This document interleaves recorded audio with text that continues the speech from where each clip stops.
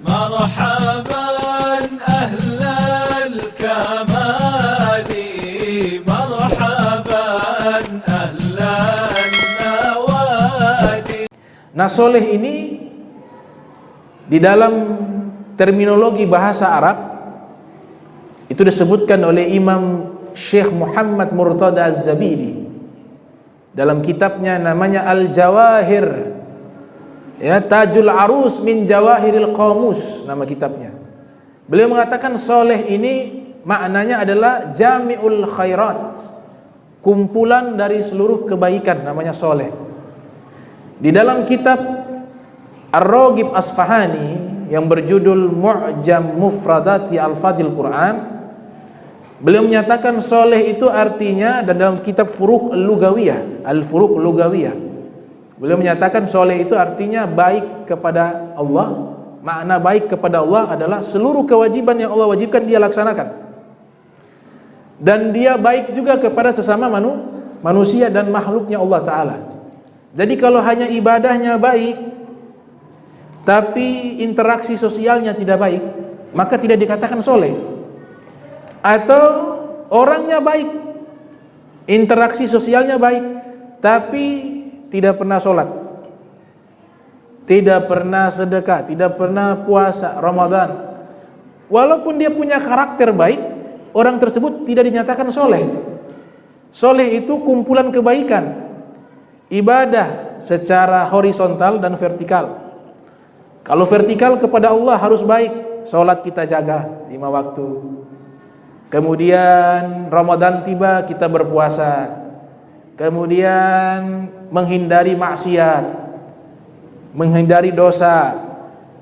Setelah itu ibadah secara horizontal kepada manusia, baik sama orang, suka senyum, sedekah, ada yang susah ditolong, tidak pernah mengganggu orang. Dua-dua ini kalau digabung namanya soleh. Tapi kalau kurang tidak dinamakan soleh, tidak dinamakan dia soleh. Itu arti soleh. Makanya di dalam Al-Quran ini hamba-hambamu yang soleh di sini Allah khususkan juga kepada para aulia, para wali-walinya Allah Subhanahu wa Ta'ala. Ciri-cirinya hamba yang soleh, kita harus tahu ciri-cirinya hamba yang soleh biar kita ikut. Itu banyak di dalam Al-Quran Allah sifati hamba-hamba Allah yang soleh. Dia punya sifat, dan sifat ini harus dipraktekkan sehingga kita bisa meraih gelar hamba-hamba Allah yang soleh. Walaupun hamba-hamba Allah yang soleh itu ada dua yang disebutkan dalam Al-Quran. Ada yang khos, ada yang am, ada yang khusus, ada yang umum. Yang khusus itu hamba-hamba Allah yang soleh itu para aulia. Para aulia. Tentu saja setelahnya awalnya para nabi, para rasul itu pasti soleh, itu sudah mutlak. Tapi setelah generasi para nabi, yaitu mereka orang-orang yang dekat dengan Allah, para aulia, itu namanya ibaduka sholihin, hambamu yang soleh. Ibaduka sholihin, hamba Allah yang soleh, mereka para wali. Kemudian ada namanya hamba-hamba Allah yang soleh, yang am, yang umum. Tadi yang khusus, para wali. Yang umum, mereka yang ingin mengikuti jalan daripada orang-orang soleh. Walaupun tidak sempurna, tapi dia berusaha mengikuti. Makanya Imam Haddad mengatakan, walzam bi kitabillah wattabi sunnah waqtadi hadakallah bil aslaf. Kalau mau jadi hamba yang soleh, maka pertama laksanakanlah, lazimkanlah perintah Al-Quran, ikutilah sunnah Rasul SAW, waqtadi, dan ikutilah orang-orang soleh terdahulu. Hadakallah bil aslaf, maka walaupun engkau bukan wali, bukan orang yang dekat dengan Allah, tapi sudah mau ikut jalan mereka, ya Allah akan berikan petunjuk padamu, ikut gabung bersama mereka. Bil aslaf. Itu. Jadi dalam Al-Quran kalau disebutkan hamba soleh maknanya dua, ada yang khos, ada yang am. Khos artinya khusus, am artinya umum. Sekarang kita cari tahu sifat-sifatnya orang soleh atau sifat-sifatnya para wali yang dekat dengan Allah, yang disebutkan mereka adalah rijal, para aulia. Sifat pertama orang tersebut dinyatakan soleh. Yang pertama adalah menepati janji kepada Allah dan kepada makhluk Allah. Kalau menepati janji kepada Allah apa? Apa yang Allah perintahkan kepada kita, apa yang Allah larang, yang Allah perintahkan kita wajib laksanakan seluruhnya. Itu namanya menepati janji Allah. Yang Allah larang kita tinggalkan seluruhnya. Kalau sudah seperti ini sudah dapat satu sifat orang soleh. Allah sebutkan dalam Al-Quran, rijalun sadaqu ma'ahadullah alaih. Mereka para wali-wali Allah adalah orang-orang yang jujur dan menepati janji mereka kepada Allah Subhanahu wa taala. Yang kedua sifat orang soleh, pekerjaan tidak menghalangi dia dalam ibadah. Dia berdagang, dia berbisnis, dia sibuk dengan aktivitasnya, tapi sholat 5 waktu dia tidak tinggal. Hadir majlis ilmu dia tidak tinggal. Pokoknya seluruh perkara baik dia tidak meninggalkannya, walaupun dia sibuk dengan bisnisnya, dia sibuk dengan pekerjaannya, tapi yang menjadi prioritas adalah ubudiyah, penghambaan kepada Allah Subhanahu wa taala. Sifat ini adalah sifat orang soleh. Allah sebutkan dalam Al-Quran, rijalun la tulhihim tijaratun wala bai'un an dzikrillah.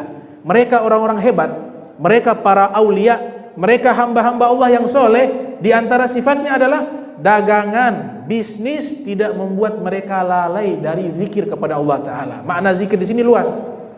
Seluruh amal-amal soleh. Zikir yang pertama maknanya solat 5 waktu. Solat 5 waktu dinamakan zikir. Aqimis sholata li zikri. Dirikanlah solat untuk mengingatku. Makna zikir yang kedua dalam Al-Quran adalah solat Jumat. Ya ayyuhalladzina amanu idza nudiya lis-sholati min yaumil jum'ah fas'au ila dzikrillah. Segeralah mengingat Allah. Dalam tafsir Jamil Bayan mengatakan makna mengingat Allah di ayat tersebut adalah sholat Jumat. Jadi ibadah sholat itu artinya zikir. Puasa artinya zikir. Hadir majlis ilmu, mendengarkan ilmu, belajar ilmu agama juga zikir. Jadi dengan kesibukannya, kebaikan tidak ia tinggalkan. Itu sifat kedua orang soleh.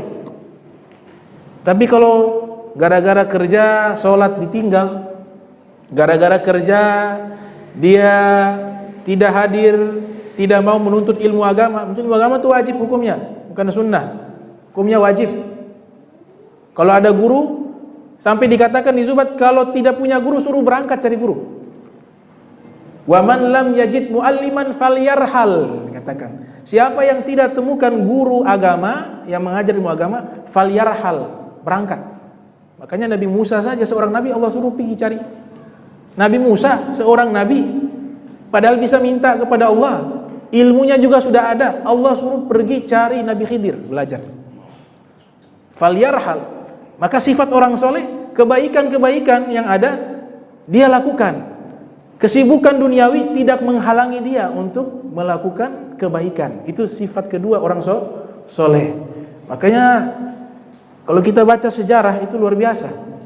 Sejarah para ulama. Jadi ada para ulama yang punya profesi tapi mereka tetap jadi ulama, punya pekerjaan, sibuk dengan pekerjaan, tapi mereka menjadi ulama. Itu luar biasa. Di antaranya kalau kita baca kitab-kitab, ada kitab judulnya Ahkamul Quran. Ini kitab populer, hukum-hukum Al-Quran. Disusun oleh ulama bernama Abu Bakar Jassos. Namanya Abu Bakar Jassos, pakai sod. Apa arti Jassos? Jassos itu menginformasikan beliau punya profesi tukang batu bata, batu tela. Beliau tukang batu tela. Jassos bekerja sebagai tukang batu tela, buat batu-batu bata. Tapi punya karya kitab Ahkamul Quran. Kesibukan dia mencari nafkah, bekerja sebagai seorang pekerja batu bata, tapi tidak menghalangi dia menuntut ilmu, sehingga dia menjadi ulama besar. Dia punya karya terkenal namanya Ahkamul Quran. Itu salah satu contoh. Ada gurunya Sayyidina Syekh Abdul Qadir Jailani rahimahullah. Siapa yang tidak kenal Sayyidina Syekh Abdul Qadir bin Musa Al-Jailani rahimahumullah, yang lahir 471 Hijriah, meninggal 560 Hijriah. Dalam satu kitab sejarah komplit, ada sekitar 16 jilid. Judul kitabnya Syiaru A'lami Nubala, yang disusun oleh Imam Muhammad bin Ahmad Zahabi, lahir 673 Hijriah, meninggal 748 Hijriah. Di situ beliau menceritakan biografinya Sayyidina Syekh Abdul Qadir Jailani. Kemudian disebutkan nama-nama guru dari Sayyidina Syekh Abdul Qadir Jailani. Ada salah seorang gurunya Syekh Abdul Qadir Jailani bernama Muhammad Dabbas. Namanya Muhammad Dabbas. Apa arti Dabbas? Dabbas itu informasi tentang profesi pekerjaannya. Dabbas tukang jual sirup. Guru dari Syekh Abdul Qadir Jailani salah satunya tukang jual sirup. Tapi ulama, tapi alim. Kenapa? Profesi pekerjaannya tidak menghalangi dia menuntut ilmu agama. Dabbas. Dan memang sulit, gak mudah. Orang saja totalitas di dalam menuntut ilmu agama itu juga sulit, apalagi dua. Tapi Allah berikan pahala yang luar biasa. Itu profesi. Dalam kitab Lisanul Arab, kitab kamus bahasa Arab yang sangat komplit, disusun oleh Ibnu Manzur. Di dalam kitab Lisanul Arab selalu Ibnu Manzur menyebutkan seorang ulama bernama Al-Jujjaz. Jujjaz. Al-Jujjaz ini artinya apa? Tukang kaca. Tukang kaca. Jadi ulama namanya disebutkan dalam kitab. Imam Muslim, kenal Imam Muslim ya, yang menyusun Sahihu Muslim. Kenal ya? Kenal di mana? Sudah meninggal lama, 204. Tahu lah. Bukan pernah kenalan, tahu dengan kitab beliau Sahihu Muslim. Beliau punya profesi apa? Penjual kain. Punya ruko di pasar. Satu toko beliau jualan, ruko yang sebelah untuk belajar hadis Rasul sallallahu alaihi wasallam. Ada tabi'in Muhammad bin Sirin. Tabi'in namanya Muhammad bin Sirin. Punya kitab terkenal namanya Tafsirul Ahlam. Beliau punya kitab terkenal namanya Tafsirul Ahlam. Kitab membahas tentang tafsir mimpi. Jadi mimpi itu ada ilmunya. Ada yang bisa ditakwil. Dan ini ilmunya Nabi, ilmunya Rasulullah SAW, dan ilmunya Nabi Yusuf alaihissalam. Ini Muhammad bin Sirin, tabi'in, profesinya apa? As-salun, penjual madu. Profesi as-salun. Profesi mereka bekerja, tapi mereka bisa jadi ulama besar. Artinya sifat orang soleh, kesibukannya tidak menghalangi mereka untuk melakukan kebaikan dan ketaatan, dan bahkan juga menuntut ilmu agama. Kemudian sifat orang soleh yang ketiga, Allah sebutkan di sini, ayat ini menjelaskan sifat orang soleh secara global. Yang pertama, alladzina yunfikuna fis sarra'i wad dharra. Sifat orang soleh adalah mereka menginfakkan harta mereka fis sarra' wad dharra, di saat lapang ataupun sempit, di saat kaya ataupun miskin. Itu sifatnya orang soleh. Fis sarra'i wad dharra. Sifat yang berikutnya, yang keempat, wal kadhiminal ghaidha. Sifatnya orang-orang soleh mampu menahan amarah dan emosi. Gak ada para aulia penghawa, gak ada. Wali-wali yang dekat dengan Allah tidak ada yang penghawa. Itu emosi itu sumbernya dari syaitan. Yang menyatakan Rasulullah sallallahu alaihi wasallam. Hadis riwayat Abu Daud. Nabi bersabda, "Innal ghadaba minasyaitan." Sesungguhnya emosi, marah itu dari syaitan. Wa inna syaitan khulika min nar. Dan sesungguhnya syaitan itu diciptakan dari api. Wa innama tudfa'un nar bil ma'. Dan api itu hanya bisa padam dengan air. Fa idza ghadiba ahadukum falyatawadda, kata Nabi.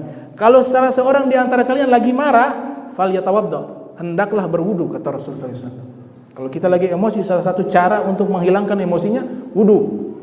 Kalau wudu masih belum mampu, jangan di situ, keluar dulu, jalan-jalan. Atau ibadah. Kalau Imam Ali bin Abi Thalib, beliau biasa ke masjid. Lagi emosi, ke masjid salat, ibadah. Itu Sayyidina Ali bin Abi Thalib karramallahu wajhah. Jadi sifat daripada orang soleh, kemarahan, emosinya dia bisa kendalikan. Makanya ini bukan hal yang mudah. Sampai Nabi katakan orang yang jagoan itu bukan jago gulat, kata Nabi. Tapi orang yang jagoan itu ketika lagi puncak emosi dia bisa kendalikan. Innamasyadid laisa bisur'ah. Innamasyadid laisa bisur'ah. Innamasyadid alladhi yamliku nafsahu indal ghadab, kata Rasulullah SAW. Orang yang jagoan itu bukan jago gulat, tapi orang yang jagoan itu ketika lagi emosi dia mampu mengendalikan emosinya. Dalam satu riwayat Sayyidina Ali bin Abi Thalib mengatakan, al-ghadab awwaluhu majnun wa akhiru nadama.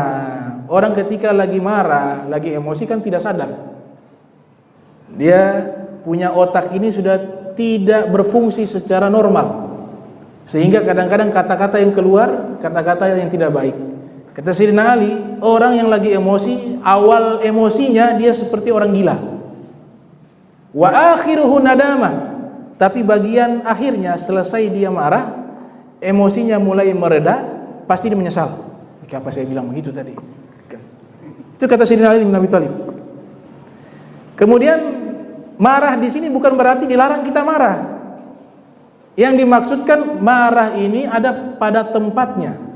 Dan marah bisa dihitung sebagai ibadah.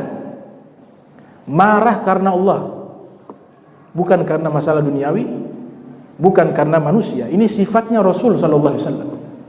Itu para ulama yang ahli hadis ketika menerangkan tentang karakter Rasul sallallahu alaihi wasallam, mereka mengatakan apa? Karena Rasul sallallahu alaihi wasallam la yaghdab li nafsihi. Nabi sallallahu alaihi wasallam tidak pernah marah kalau masalah pribadi. Masalah pribadi, Nabi maafkan. Nabi ampunkan, berikan maaf. Tapi marah karena apa? Allah. Kalau sudah melanggar hukum-hukum Allah, itu Nabi baru marah. Dan dikatakan ketika Nabi marah, la yajtari'u ahadun an yaquma amamah. Gak ada seorang pun berani berdiri di hadapan Rasulullah SAW. Kalau menyangkut tentang hukum agama, Nabi baru marah. Ini namanya marah ibadah. Dan ketika orang tidak punya sifat marah karena menyangkut tentang hukum-hukum Allah, maka keimanannya belum sempurna. Rasul sallallahu alaihi wasallam bersabda, hadis riwayat Abu Daud, man ahabba lillah, siapa yang mencintai sesuatu karena Allah, wa ghadiba lillah, marah juga karena Allah. Luar biasa, marah karena Allah. Wa a'ta lillah, memberikan juga karena Allah. Wa mana'a lillah, tidak memberi juga karena Allah. Fakadistakmalal iman. Nabi katakan apa? Imannya sempurna. Jadi kalau marah kita masih menyangkut pribadi kita, berarti iman kita belum sempurna. Tapi marahnya menyangkut tentang hukum-hukum Allah, maka disitulah iman kita sempurna. Makanya Hasan al-Basri, seorang Sayyidut Tabi'in yang meninggal tahun 110 Hijriah, beliau punya murid-murid datang mengabarkan kepada beliau bahwa tetangganya ini sering menggunjing beliau, menggosip beliau. Ini mereka paham tentang makna marah yang benar seperti apa. Kata Hasan Basri apa? Di mana tinggalnya? Di sebelah. Oh, sudah. Beliau tidak marah. Beliau tidak balas menggunjing. Kata beliau apa? Rumahnya di mana? Ditunjukkan. Beliau bungkus hadiah. Diberikan hadiah, dibungkus, pergi ke rumah yang orang yang biasa menggosip beliau. Assalamualaikum, waalaikumsalam, masuk. Kaget nih yang biasa menggosip Hasan Basri. Saya datang kemari mau berikan hadiah, kata Hasan Basri, karena engkau sudah berbuat baik kepada saya. Padahal berbuat baik apa? Tiap hari dia menggosip, menggunjing Hasan al-Basri. Dan dagingnya para ulama itu beracun. Luhumul ulama masmumah. Dagingnya para ulama beracun. Artinya kalau kita menggunjing kepada para ulama, itu kita makan daging beracun. Apa Hasan Basri mengatakan? Ini hadiah saya kasih. Ini bukan rekayasa, benar-benar tulus beliau berikan. Karena engkau sudah berbuat baik kepada saya. Akhirnya dia jujur, dia bilang, saya tidak pernah berbuat baik kepada engkau, wahai Hasan Basri. Saya pekerjaan setiap hari menggosipin dirimu. Kata Hasan Basri, itu kebaikan yang kau. Dari mana kebaikan? Orang yang digosipin, orang yang menggunjing kepada seseorang, dia mentransfer pahala kepada orang yang dia gunjing. Tanpa saya beramal capek-capek, engkau punya amalan pahala, engkau kirim setiap hari kepada saya. Itu bagi saya berbuat baik kepada saya. Makanya saya harus balas. Kenapa tidak marah? Ya tahu, hakikat marah ada waktu, ada tempatnya. Di dalam Al-Quran dan di dalam hadis Nabi kita Muhammad sallallahu alaihi wasallam, Allah berikan gelar dalam Al-Quran, wa innaka la'ala khulqin azim. Sesungguhnya engkau berada di atas akhlak yang agung. Allah yang muji. Allah yang memuji Rasul sallallahu alaihi wasallam. Kenapa Allah memuji Nabi dengan akhlak yang agung, sedangkan para nabi lain mereka juga memiliki akhlak yang mulia, tapi tidak ada pujian dari Allah kepada nabi-nabi terdahulu. Ternyata ada perbedaan dalam masalah marah, dalam masalah emosi. Coba kita analisa sejarah. Nabi ketika diusir di Taif, Taif, dakwah di sana diusir dengan cara yang tidak baik. Kemudian Nabi tidak marah, bahkan Nabi mendoakan kebaikan. Malaikat yang tidak punya emosi marah. Malaikat yang tidak punya emosi marah. Malaikat turun, ya Rasulullah, ini ada malakul jabal, ada malaikat penjaga gunung ini yang ada di Taif. Kalau engkau mau, ini malaikat yang penjaga gunung di Taif ini, dia bisa balikkan gunung kepada penduduk Taif, karena mereka sudah kurang ajar kepadamu. Ini luar biasa. Malaikat lihat perlakuan penduduk Taif kepada Rasulullah. Malaikat yang Allah ciptakan tidak memiliki nafsu, karena emosi ini dari nafsu, bisa marah. Tapi Rasulullah SAW tidak marah. Bahkan Nabi katakan apa? Jangan wahai malaikat. Kemudian Nabi katakan, Allahumma hdi qaumi fa innahum la ya'lamun. Allahumma hdi, ya Allah berikan hidayah kepada kaumku. Nabi sebut kaumku, padahal diusir Nabi sallallahu alaihi wasallam. Nabi bilang itu kaumku. Fa innahum la ya'lamun. Mereka itu belum tahu siapa saya, kata Rasul sallallahu alaihi wasallam. Kemudian Nabi katakan, la ya Jibril. Satu riwayat, datang Jibril, sudah marah malaikat Jibril dan malaikat-malaikat penjaga gunung sudah marah. Wahai Rasulullah, kau izinkan kami, ini orang-orang kurang ajar ini, kami hancurkan mereka. Kata Nabi, la, jangan. Asallah an yukhrija min aslabihim man yaqulu la ilaha illallah. Saya masih menaruh harapan kepada mereka. Boleh jadi anak turunan mereka lahir mereka Islam dan mengucapkan la ilaha illallah. Jangan.